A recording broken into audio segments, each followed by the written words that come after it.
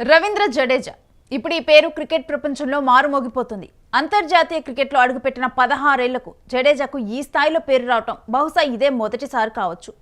Lord's టెస్టులో టెయిలెండర్లతో కలిసి భారత్ను దాదాపుగా గెలిపించేంత పని చేశాడు. 180 బంతులకు పైగా ఆడిన జడేజా ఏ దశలో కూడా ఇంగ్లాండ్కు వికెట్ సమర్పించడానికి అంగీకరించలేదు. ఏ బౌలర్ అయినా సరే దుర్భేద్యమైన డిఫెన్స్లో ఆడుకున్నాడు గుజరాతీ రాజ్పుత్. అయితే ఓ బ్యాట్స్మెన్గా జట్టులోకి అడుగుపెట్టిన జడేజా ప్రస్తుతం ఆల్రౌండర్గా జట్టులో కీలక ఆటగాడిగా కొనసాగుతున్నాడు. ఇండియా పిచ్చుల మీద బౌలింగ్తో విదేశాల్లో బ్యాట్తో చెలరేగిపోవటం జడ్డూ స్టైల్. ప్రతిభకు ఫిట్నెస్ తోడైతే జడేజా అనేది మనోడి ఆట తీరు చూస్తే స్పష్టంగా చెప్పొచ్చు. 2009లో శ్రీలంకతో జరిగిన వన్డే మ్యాచ్ ద్వారా అరంగేట్రం చేశాడు. ఆ తర్వాత 4 ఏళ్లకు టెస్ట్ జట్టులోకి వచ్చాడు. 2012లో దేశవాళీ క్రికెట్ సీజన్లో జడేజా 3 ట్రిపుల్ సెంచరీలు సాధించిన ఏకైక భారత క్రికెటర్గా రికార్డు సృష్టించాడు. 2008లో అండర్-19 ప్రపంచ కప్లో కోహ్లీ సారథ్యంలో ఆడాడు Jadeja.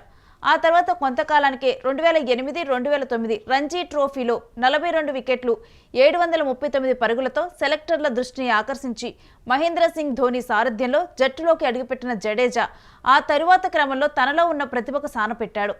Left hand middle order బ్యాట్స్మెన్గా జట్టులోకి వచ్చిన జడేజాలో అద్భుతమైన బౌలర్ ఉన్నాడని గుర్తించిన ధోని ఆ దిశగా సానపెట్టాడు. అక్కడి నుంచి టెస్ట్ జట్టులో అత్యంత కీలక ఆటగాడిగా మారిపోయాడు జడేజా.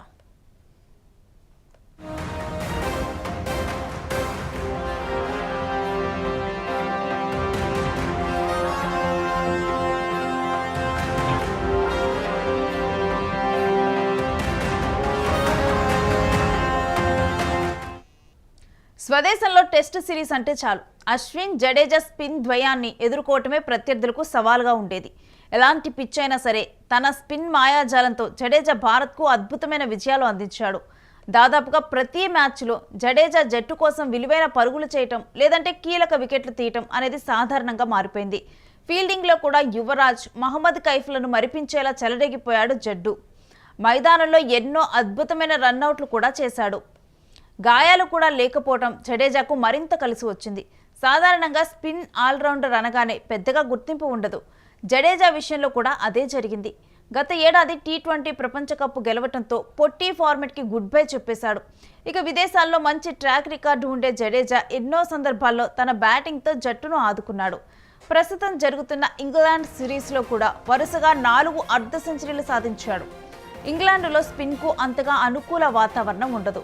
అయినా సరే పరుగులు కట్టడి చేయడంలో జడేజా సక్సెస్ అయ్యాడు. బ్యాటింగ్లో విలువైన భాగస్వామ్యాలు నెలకొల్పాడు. ఈ సిరీస్లో జడేజా 6 ఇన్నింగ్స్లో 109 సగటుతో 327 పరుగులు చేశాడు. 3 వికెట్లు కూడా తన ఖాతాలో వేసుకున్నాడు. ఇక జడేజా భారత్ తరపున అంతర్జాతీయ క్రికెట్లో 7000 పరుగులు పూర్తి చేశాడు. 3 ఫార్మెట్లలో కలిపి 7000 పరుగులు, 600 వికెట్లు తీసిన ప్రపంచంలోనే 4వ క్రికెటర్గా నిలిచాడు. కపిల్ దేవ్ తర్వాత ఈ ఘనత సాధించిన 2వ భారత ఆటగాడు జడేజా.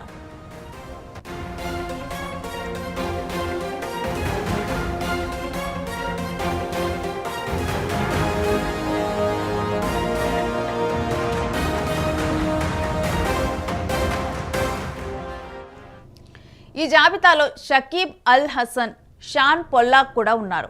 జడేజా తన కెరియర్లో 302 ఇన్నింగ్స్లో 33.41 సగటుతో 7018 పరుగులు సాధించాడు. వీటిల్లో 4 సెంచరీలు, 39 అర్ధ సెంచరీలు కూడా ఉన్నాయి. 29.33 బౌలింగ్ సగటుతో 611 వికెట్లు తన ఖాతాలో వేసుకున్నాడు. 17 5 వికెట్ల ప్రదర్శనతో కూడా ఉన్నాయి. ఇక అశ్విన్తో కలిసి ఎన్నోసార్లు మ్యాచ్ విన్నింగ్స్ ప్రదర్శనలు చేశాడు. కపిల్ దేవ్ 356 అంతర్జాతీయ మ్యాచ్ల్లో 9031 పరుగులు చేసి 687 వికెట్లు తీసుకున్నాడు. అయితే తాజాగా ముగిసిన లార్డ్స్ టెస్టులో జడేజా 61 పరుగులతో నాట్అవుట్గా నిలిచాడు.